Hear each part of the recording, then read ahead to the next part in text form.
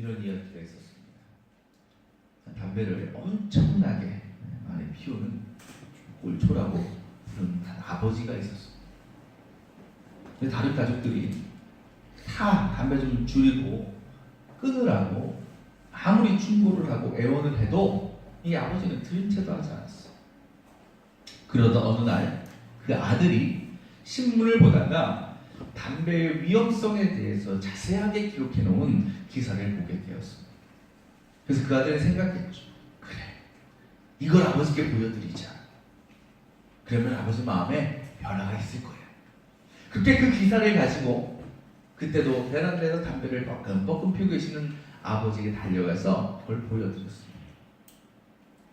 아버지는 그 아들이 가져다 준 기사를 읽기 시작하였고, 아들이 옆에서 보니까 그 아버지 얼굴이 점점점 어두워지는 걸 발견했어요. 아들이 어떤 생각했겠어요?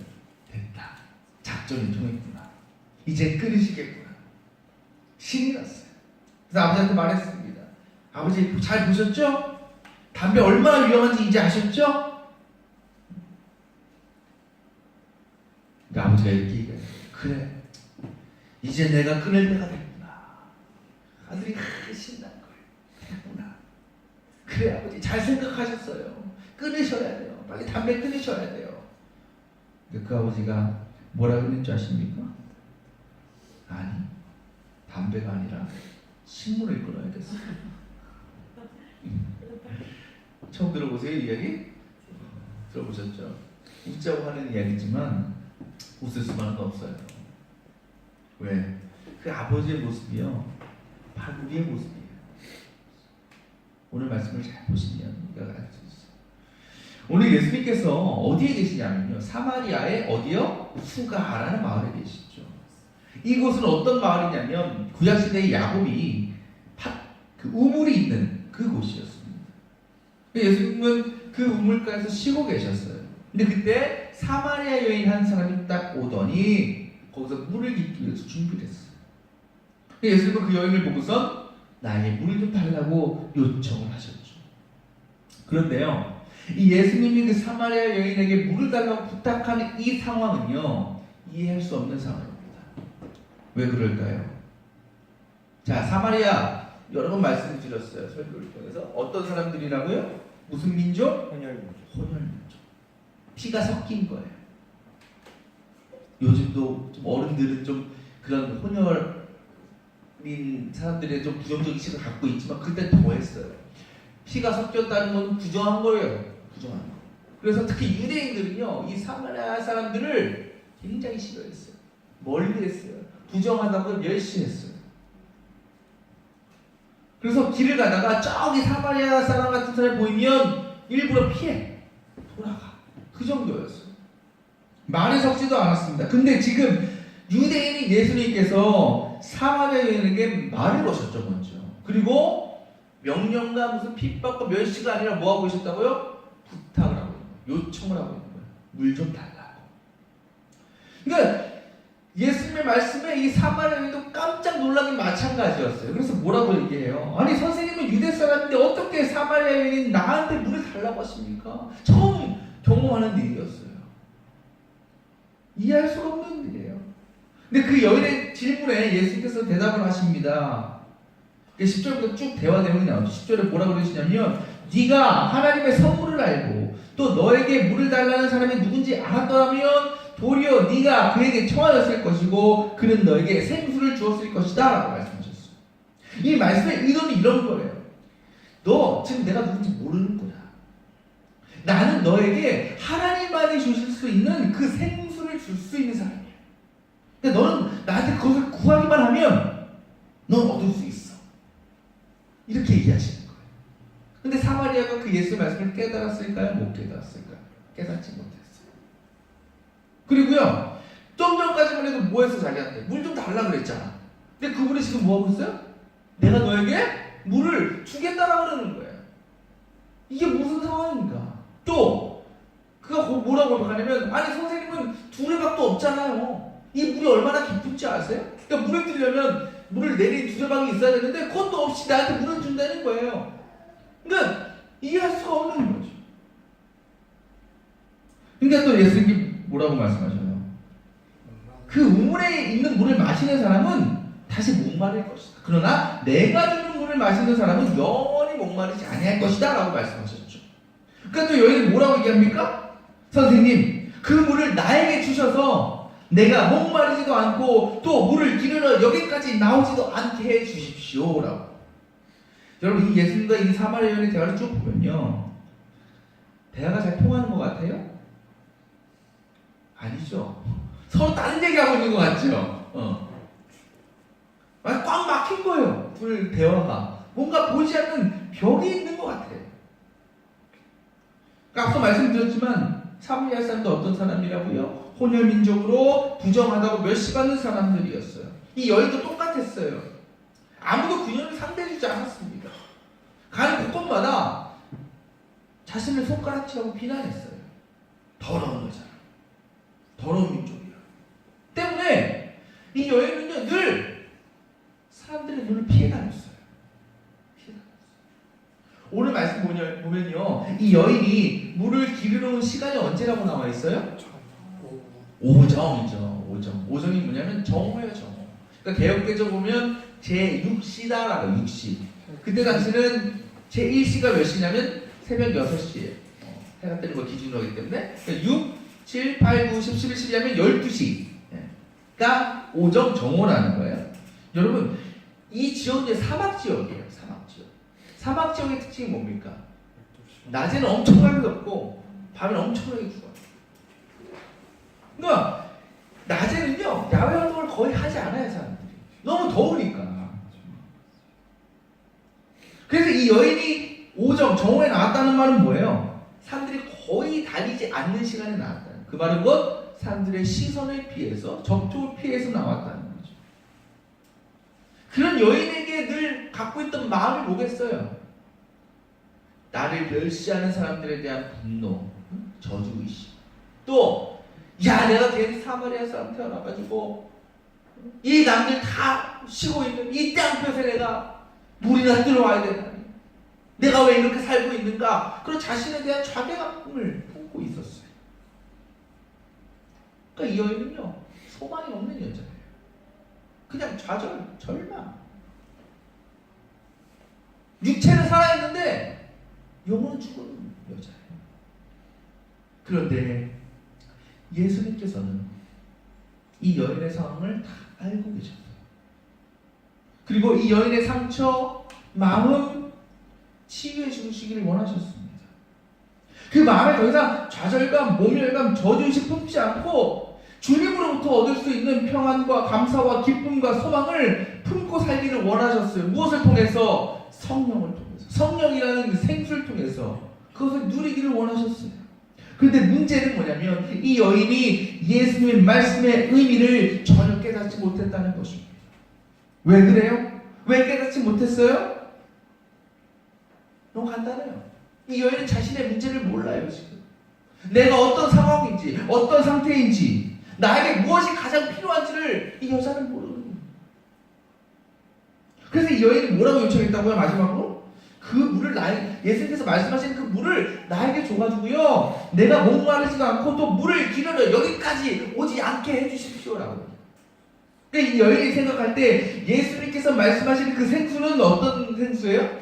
자기가 지금 뜨고 있는 그 물과 똑같은 거라고 생각하는 거예요. 그래서 예수님께서 내가 그 물을 얻을 수가 있다면 어떻게 되는 거야? 이제 더 이상 한낮에 이 태양볕에 사람들의 눈을 피해서 물을 들어오지 않아도 되는 거예요.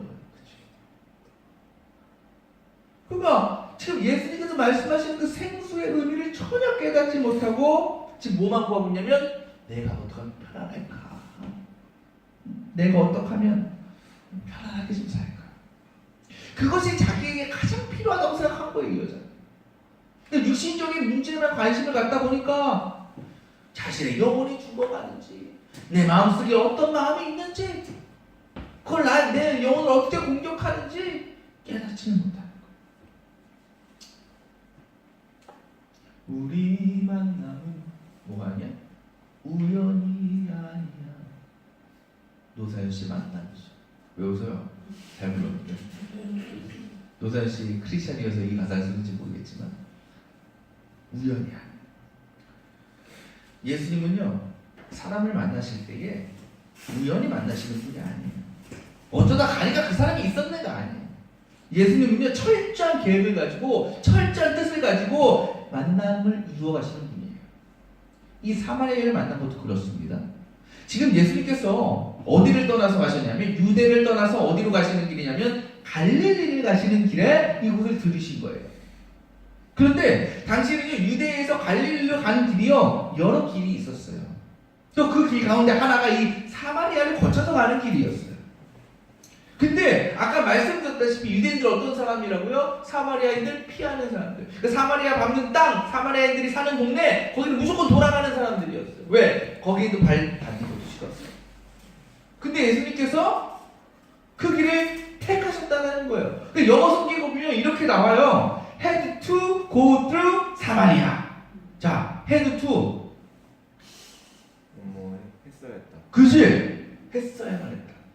왜요? 내가 몰라서 묻는 것 같아? 알고 있어요.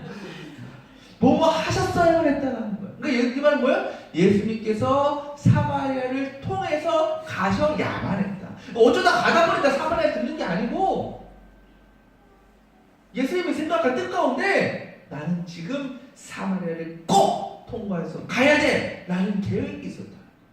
왜? 왜 예수님은 왜 꼭 다른 길도 다 많은데 편한 길 다 많은데 꼭 그 길로 가셨어야 했을까요? 왜? 그곳에 그 여인이 있으니까. 죄와 좌절감에 빠져서 소망이 사라지고 영원히 죽어가고 있는 그 여인. 그래서 꼭 주님을 만나야 되고 그 영혼이 회복돼야 되는 그 여인이 있다는 걸 예수님께서 아셨다는 거예요.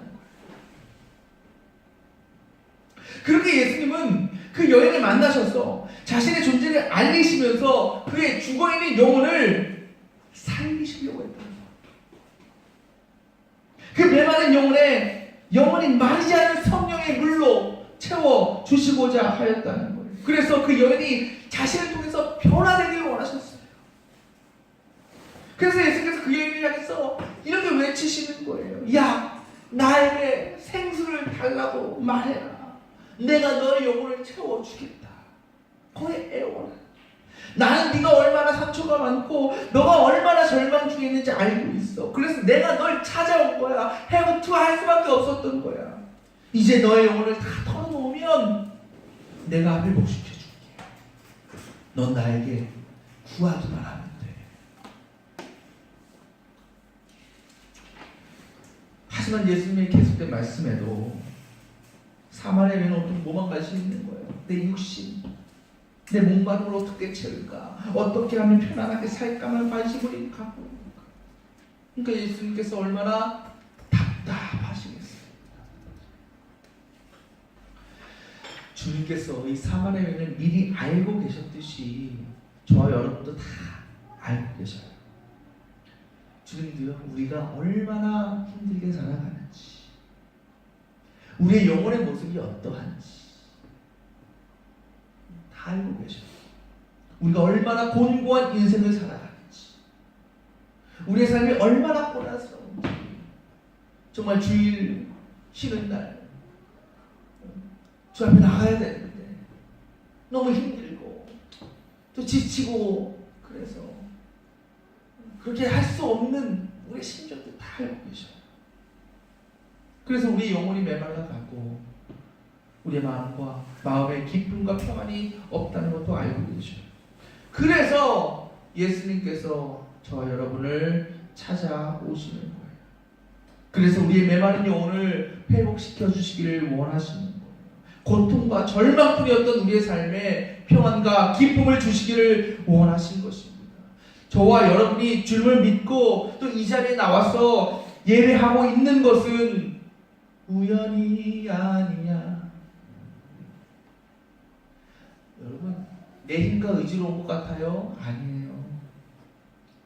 주님께서 여러분 마음을 찾아와 주시고 여러분의 마음을 움직여 주셨기 때문에 여러분이 이곳에 있는 줄 믿으시기 바랍니다. 좀 늦었지만 지각을 하셨지만 그래도 움직여 주셨어요.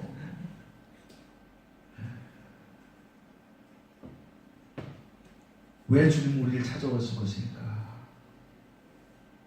말씀드린 것처럼 그와 같은 문제에서 우리에게 자유를 주시기 위해서, 더 이상 우리가 상황과 환경 때문에 절망하지 않고 좌절하지 않고 죄에 빠지지 않고 우리 안에 영원한 기쁨과 감사로 채워주시기 위해서 우리를 찾아와 주신 거예요.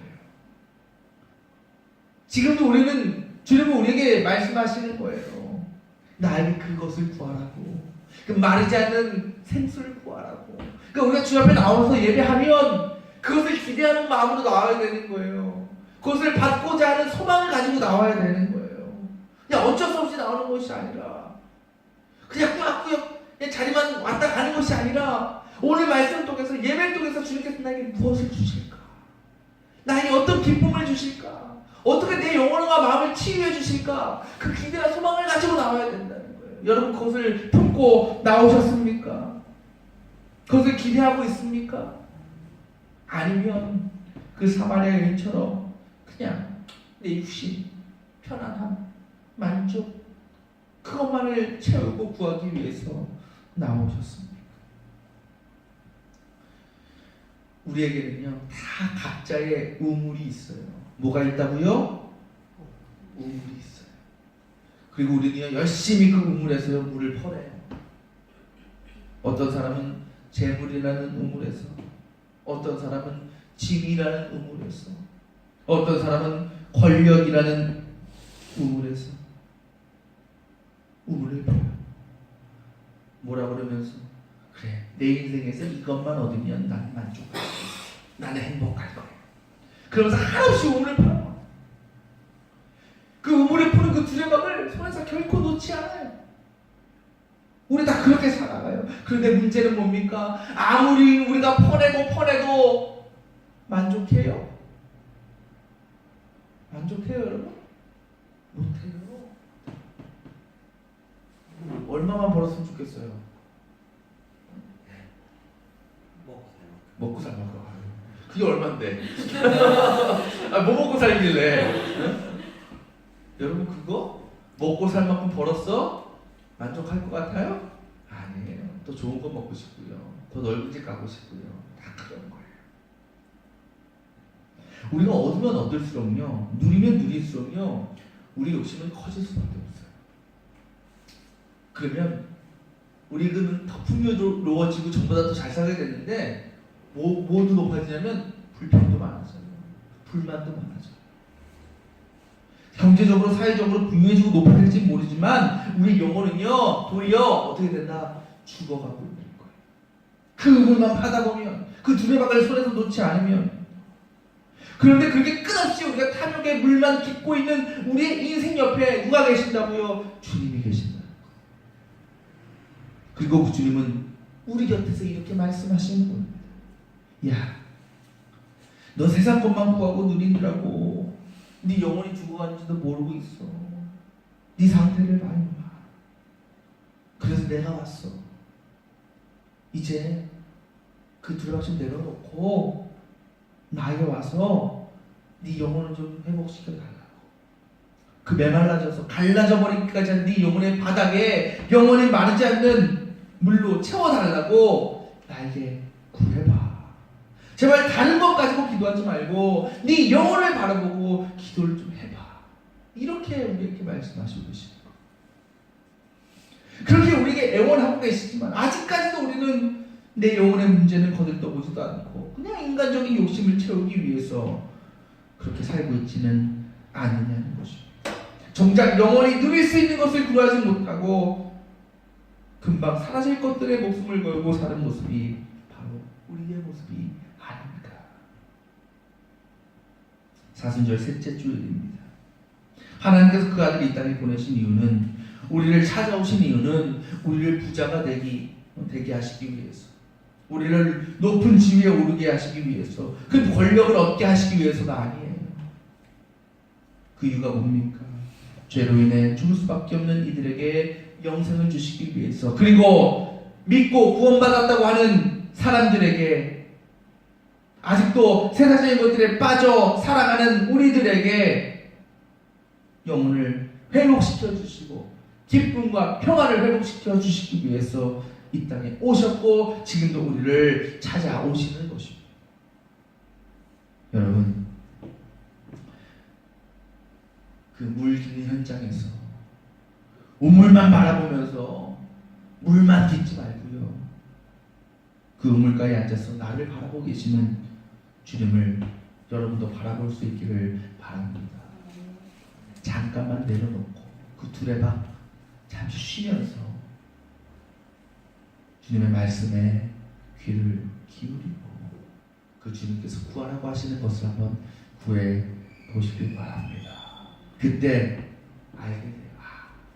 이것이 내 영혼이 회복되는 거구나. 이것이 내 영혼이 채워지는 거구나. 내가 원하고 바라는 것보다 더 크고 놀라운 것으로 채워주시는 주님의 사랑을 우리 모두가 경험하게 될 줄 믿습니다. 그래서 우리 모두가 우리를 찾아오시는 그 예수님의 그 사랑 앞에 나아가고 그분이 주시는 영혼의 기쁨과 감사와 만족을 이 세상 삶 가운데 충만히 누리고 살아갈 수 있기를 축원합니다. 기도하겠습니다.